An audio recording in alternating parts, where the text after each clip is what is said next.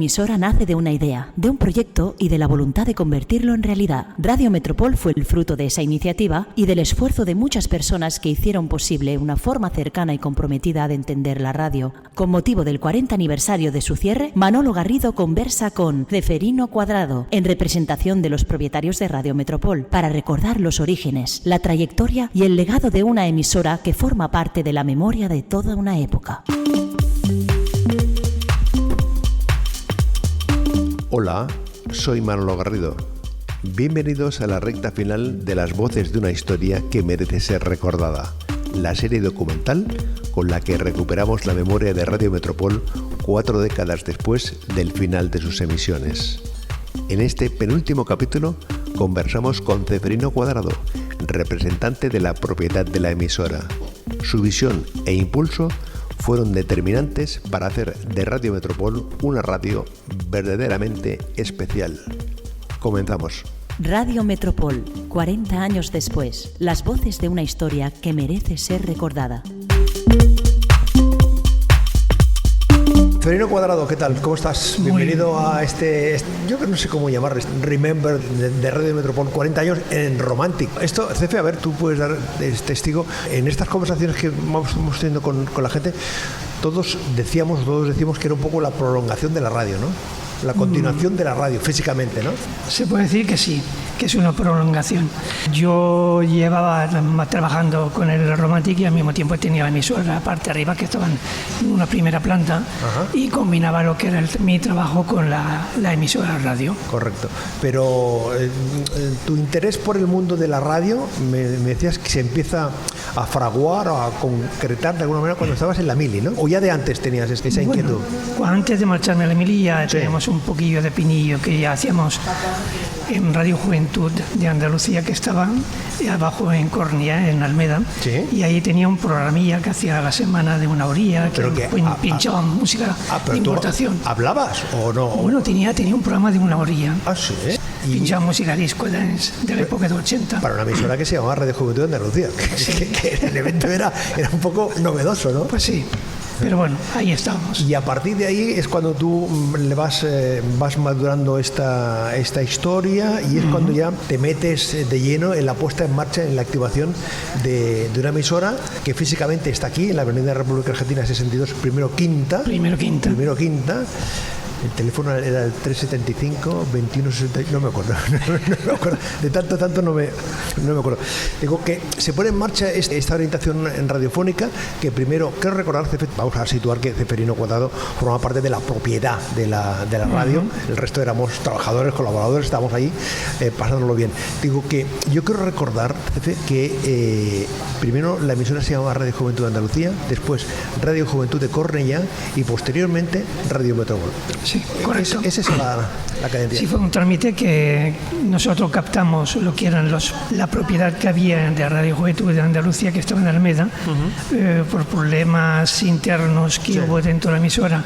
Captamos a los propietarios y vinieron para acá, pero luego los propietarios se desligaron. Total, que me tuve que quedar yo al frente de la emisora con una etapa que, bueno, comentó, pues empezamos José María Sanfeli, que era uno de los locutores que teníamos un tipo de matriz de la emisora radio, y empezamos a trabajar.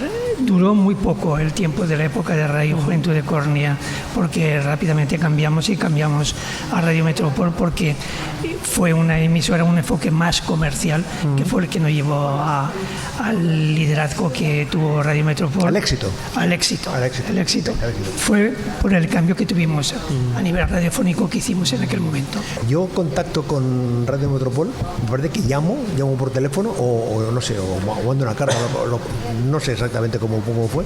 Yo escuchaba Radio Juventud de Cornellá y entonces pensé, digo, yo que estaba en el mundo, que quería dedicarme a este mundo de la radio, y entonces contacté con Radio Juventud de Cornellá entonces hablé contigo, hablé con José María, y entonces a partir de ahí empezamos a hacer cositas. El cambio de nombre, Cefe, de Radio Juventud de Cornellá a Radio Metropol no era un cambio de nombre no era solo un cambio de nombre, era un cambio de filosofía, ¿no? Un planteamiento más metropolitano, más de llegar no solo al Baix Llobregat, sino a toda el área metropolitana. Sí, concretamente fue una época que tuvimos que hacer el cambio porque justamente en aquella época, cuando teníamos el Radio Juventud de Cornellá, teníamos la antena ubicada en el mismo edificio y luego pues decidimos la amplitud, porque ya teníamos una captación de audiencia bastante positiva y bastante creciente, decidimos hacer una expansión.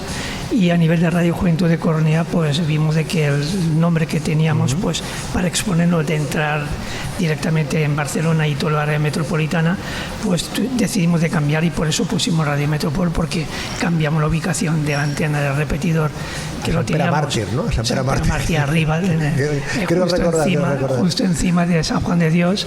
Y ahí del pues, depósito de las aguas, para situarnos, sí. ¿no? Del depósito de las aguas.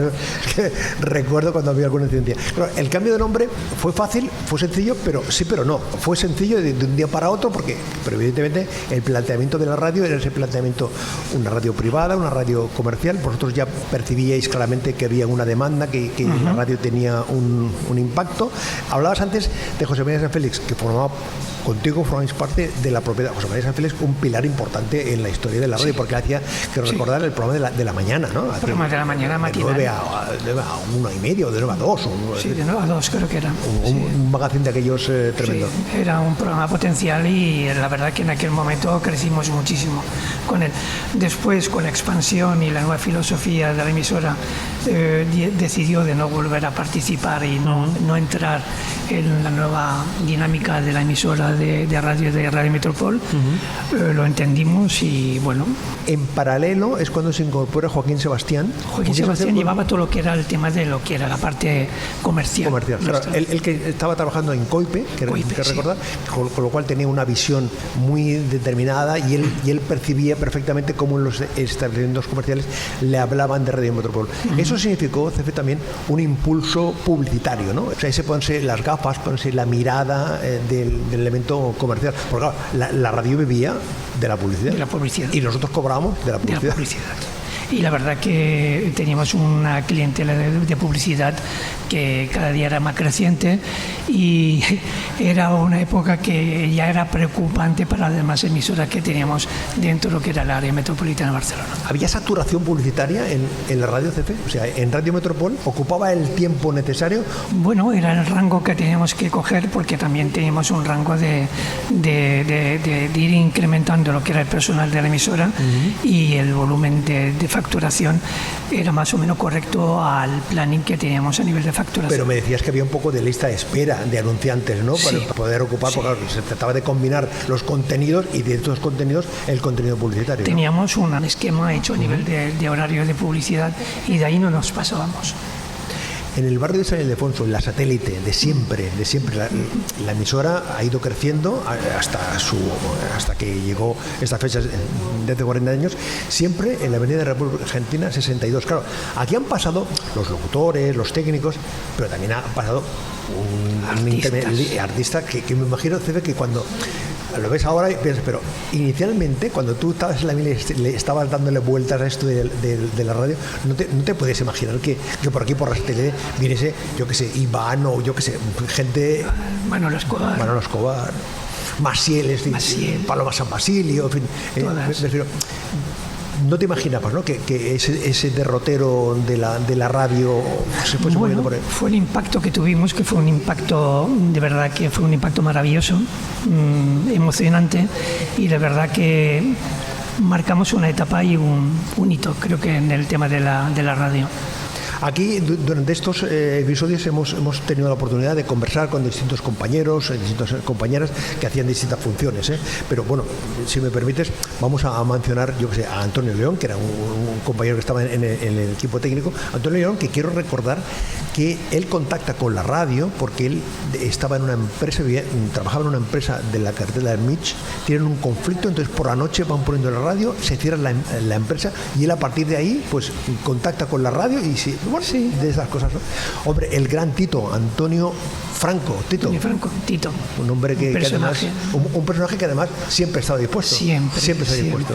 De esas personas que no hablaban, pero sin embargo formaban parte de la radio, porque muchas de las cosas que hicimos en la radio, yo qué sé, las retransmisiones de los Viernes Santos de la cofradía de los 15+1 de Hospitalet, el funcionamiento de la unidad móvil, Tito estaba ahí con sus líneas de enlace, que nosotros le llamamos líneas de enlace, que él iba con el cable, él iba tirando, ¿no? Bueno, y la primera feria de abril que lo hacíamos aquí en los terrenos de TV3. Correcto. La primera, y ahí fue que íbamos con la unidad móviles y la verdad que hacíamos un impacto también de audiencia que íbamos creciendo cada día se crecía. Recordamos a Paco Hidalgo, a Pepe Tejada, que también... Gran Pepe Tejada, que tenía un elemento, un bastión ayer, o sea, lo comentamos el otro día cuando hablábamos con Paco Romero, que él era el técnico y la importancia de... Como gran persona. Pepe Tejada, que vino después de Paco Hidalgo, ¿no? Paco Hidalgo hacía un programa de flamenco, más o menos, entonces Paco Hidalgo acometió otros derroteros, pero déjame que recuerde también a amigos, a compañeros que estaban en los servicios informativos, que fue una de estas cosas que nos inventamos, Nuria Morgado, Josep Pedrerol, Encarna Castón, hombre, Javier Rodrigo, un hombre que también recuerdo que hacíamos un programa que la verdad es que quiere decir que me costó un poco convenceros, un programa que hacíamos por la noche, los sábados o los domingos, no me acuerdo qué se llama, Ni Chicha ni Limonada, que era Ni chicha ni limonada. Era una cosa bastante canallesca. Pero, por ejemplo, me decías tú el otro día que otra persona que también ha formado parte de la historia de la radio, que es Salvador Pamias, un hombre vinculado a Radio Music, pero vinculado a tantas y tantas iniciativas radiofónicas, ¿no? Sí, lo que pasa es que con Salvador empezamos a colocar el primer, porque él tenía lo que eran unos equipos técnicos y el primer emisor que tuvimos nos pasó él, y la verdad que de ahí empezamos a crecer también, y Salvador Pamias siempre nos ayudaba muchísimo. Otra persona que también estuvo al lado de la radio colaborando era Josep Antón Payós, que venía de Radio Benamar, que nos orientó, nos daba ideas de cómo, ¿no?, de cómo ir perfeccionando. Fue de la última época también de la emisora de radio, que la verdad que fue una pena porque íbamos muy bien encaminados. Con un cañón. Con un cañón. Íbamos muy bien encaminados como un cañón, con muchas amenazas. Sí, cierto. Con muchas advertencias. Advertencias de las demás emisoras, pero bueno, aguantábamos hasta que pudimos. Quiero recordar en este momento, en este punto, a Ramón Goicoechea, que era un hombre que formaba parte del ámbito de la Generalitat y que también nos mantenía informados de los movimientos que había, porque él, que tenía una visión bastante holística, bastante grande de la importancia de estas emisoras, nos decía, bueno, vosotros seguís trabajando. Y recuerdo que vinieron hasta los de TV3 a hacer un 30 minutos, ¿recuerdas? Que hicieron un 30 minutos de reportaje. Siempre decimos y siempre hemos comentado de que el cierre fue una decisión política, sin duda. Que es una decisión política que, con advertencias, las demás emisoras tuvieron posibilidad y oportunidad de cambiar de dial. Justo. Y nosotros no nos dieron esa posibilidad porque nos prometieron otro dial que ya estaba ubicado, que a posteriori también fue ubicado políticamente a otras personas, y yo creo que fue un tema político, pero bueno, lo aceptamos y ya está. Y sin duda también, Cefe, por la competencia que hacía Radio Metropol a las emisoras comerciales que habían y a las emisoras públicas y privadas. Es decir, que éramos una emisora que tenía una programación sin más pretensiones que acompañar, que conseguir, porque teníamos miles y miles de oyentes, cientos de anunciantes, y eso lógicamente lo veían con una cierta preocupación. Bueno, yo creo que preocupación no, molestábamos. Estamos grabando esta conversación aquí en Romantic. Sí. Decíamos antes en el inicio de esta charla, aquí se han hecho programas. Yo quiero recordar que aquí hicimos con Javier Rodrigo un Ni Chicha ni Limonada, que vino Murphy Gray, Miguel, el de la banda Atrapada del Río. Hicimos aquí en la parte opuesta donde nos encontramos. La parte ahora. final, sí. Aquí me refiero que esto siempre ha sido un poco, como decíamos antes, una prolongación de la... Sí, una prolongación y un paso de todos los locutores, todos los técnicos pasaban por aquí también, en nuestro local. Pero bueno, es un local familiar que ha pasado ya casi, bueno, vamos camino ya de los 55 años también, y es un negocio familiar. El local es de 1972, 72. ¿no? 72. Y la radio Un poquito más tarde. Empezó en el 81 hasta ahora. Oye, 40 años después, Como estos días que estamos hablando más de Radio Metropol y que te van sugiriendo y te van proponiendo, tú que eres una persona más reflexiva, más tranquila, ¿cómo ves todo este...? Mira, yo después del cierre de la emisora pues tomé una decisión de tomar otra orientativamente con el tema de la música, y a raíz de ahí... Metropol Records. La compañía de discos. Monté la compañía de discos que se llama Metropol Records, y ahí me tiré 23 años. ¿De dónde? Y después de los 23 años, pues por motivos comerciales, por motivo comercial final del tema, de lo que es el tema físico en las tiendas, pues nos vimos obligados a cerrar. El tema durante esos 23 años, de verdad que fue unos años bonitos que venían arraigados al tema de la emisora de radio. A fecha de hoy seguimos teniendo una relación fantástica con todo el equipo que teníamos. Cuando cumplimos el aniversario también daban su opinión, y yo creo que esa opinión hay que captarla. Y una forma de captarla es precisamente celebrar o conmemorar estos 40 años del cierre de Radio Metropol. Ceferino, durante estas semanas hemos ido escuchando a locutores, a técnicos, a periodistas, a colaboradores. Todos, sin excepción, han hablado de Radio Metropol con enorme cariño. Creo que es el mejor reconocimiento que puede recibir un proyecto 40 años después de haber terminado, ¿no? Y tú, te digo porque lo hemos escuchado aquí, pero tú has tenido la oportunidad de conversar con ellos antes y después, ¿no? Con lo cual la sensación de felicidad todo el mundo manifiesta es importante, ¿no?